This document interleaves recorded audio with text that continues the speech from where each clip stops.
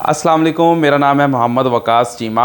आज की इस वीडियो में हम ये डिस्कस करेंगे कि रोज़ा क्या है, कोरोना वायरस जैसी वबा में रोज़ा रखना कैसा है और रोज़े के क्या तिब्बी फ़वाइद हैं। ये बताने से पहले मैं आप लोगों से एक छोटी सी रिक्वेस्ट करूंगा कि अगर अभी तक आपने मेरा फेसबुक का पेज लाइक नहीं किया तो इसको लाइक कर दें और अपने अच्छे अच्छे प्यारे प्यारे वैल्यूएबल कमेंट्स करें ताकि मुझे भी आपका फ़ीडबैक मिलता रहे। सबसे पहला क्वेश्चन ये है कि रोज़ा क्या है। इस्लाम के जो बुनियादी फ़राइज़ हैं उन फ़राइज़ में से एक फ़रीज़ा रोज़ा भी है, जिसमें हर मुसलमान अल्लाह तबारक व तआला के हुक्म के मुताबिक एक स्पेसिफ़िक ख़ास मुद्दत में अपने आप को भूखा और प्यासा रखता है, किसी किस्म की कोई चीज़ भी ना खाता है ना पीता है, और इसके अलावा भी जो इसकी शराइत हैं वो फुलफ़िल करता है। अब दूसरा सवाल ये पैदा होता है कि जबकि पूरी दुनिया के अंदर कोरोना वायरस की वबा फैली हुई है, पाकिस्तान के अंदर अभी इसकी थर्ड वेव बहुत बुरी तरह आवाम को मुतासिर कर रही है, क्या इन हालात के अंदर रोज़ा रखना बिल्कुल ठीक है? इससे क्या हमारा इम्यूनिटी सिस्टम इफ़ेक्ट तो नहीं होगा? जी हाँ, बिल्कुल इससे आपका इम्यूनिटी सिस्टम इफ़ेक्ट होगा और आपके इम्यूनिटी सिस्टम के ऊपर इसके पॉजिटिव असरात आएंगे। ये बात बहुत अहम है कि रोज़ा से आपके इम्यूनिटी सिस्टम के ऊपर बहुत पॉजिटिव असरात आएंगे। आपका जो इम्यूनिटी सिस्टम है वो ताकतवर हो जाएगा, आपके अंदर क़ुव्वत मुदाफ़ियत होगी और आप कोरोना वबा से बहुत अच्छी तरह से लड़ सकते हैं। आप अपना सेल्फ़ डिफेंस बहुत अच्छे तरीके से कर सकते हैं। That is just because of रोज़ा।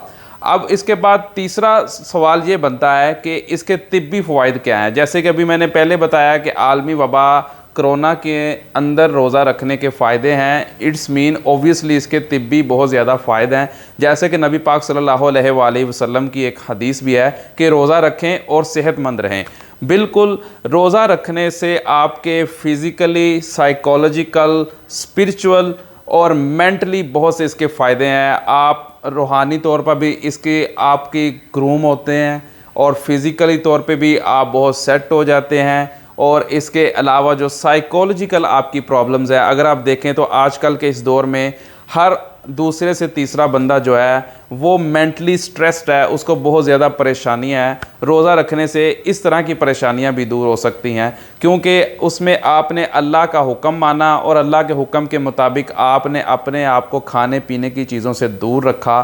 तो इससे आपको बहुत ज़्यादा मेंटली पीस मिलता है, आपकी स्पिरिचुअल वेल बीइंग और डेवलपमेंट होती है। और इसके अलावा जब हम फिज़िकली बात करते हैं तो आपके अंदर जब इम्यूनिटी सिस्टम बहुत स्ट्रॉन्ग होता है, जब आप रोज़े के लिए सहरी करते हैं तो जो सहरी में जो चीज़ें आपने महसूस खाई होती हैं वो एक ख़ास मुद्दत में आपके मैदे के अंदर से ख़त्म हो जाती हैं। जब वो चीज़ें ख़त्म हो जाती हैं तो आपकी बॉडी को अंदर बहुत से रेस्पिरेटरी सिस्टम, बहुत से सेल्स बनाने हैं और इसके अलावा बहुत से काम भी करने हैं आपकी बॉडी ने। तो आपका जो दिमाग है वो एक तरह से बिल्कुल फ्री हो जाता है और वो सोचता है कि अब कहाँ से मैंने ये चीज़ें अरेंज करनी है। तो आपकी बॉडी के अंदर से जो चीज़ें फ़जूल की पड़ी होती हैं वो उसको इस्तेमाल करता है। इसके अलावा आपकी बॉडी के अंदर जो एक्स्ट्रा फ़ैट होती है वो भी इस तरह इस्तेमाल हो जाती है, कंज्यूम हो जाती है, आपकी बॉडी से खारिज हो जाती है। सो इसका एक तिब्बी फ़ायदा जो सबसे बहुत बड़ा जो वाज़िया नज़र आ रहा है वो ये भी है कि अगर आप बहुत ज़्यादा मोटे हैं तो आप रोज़े की वजह से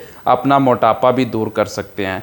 हाँ, यहाँ पर एक बात बहुत अहम है, वो ये है कि जिस तरह रोज़े के फ़ायदे हैं इस तरह अगर हम रोज़े में अपनी ख़ुराक और अपनी टाइमिंग का सही तरीके से ख्याल नहीं रखते तो इसके हमें नुकसानात भी हो सकते हैं। जैसा कि अगर हमने सुबह सहरी की, उसके बाद हमने अफ्तारी में भी बहुत ज़्यादा खा लिया, अफ्तारी के बाद सहरी और अफ्तारी के मिड में भी हमने कुछ खा लिया, फिर हमने दोबारा फिर सहरी की, तो इस तरह हमारी जो बॉडी है उसके अंदर बहुत ज़्यादा मैदे में ओवरबर्डन डाइट हो जाएगी। ओवरबर्डन होने की वजह से ये भी मुमकिन है कि हम जो मोटापे से जान छुड़ाना चाहते थे हमारा वज़न मज़ीद बढ़ जाए।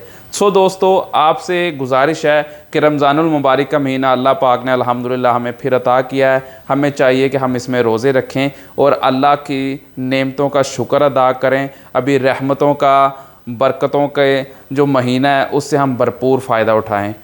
अल्लाह हाफिज़।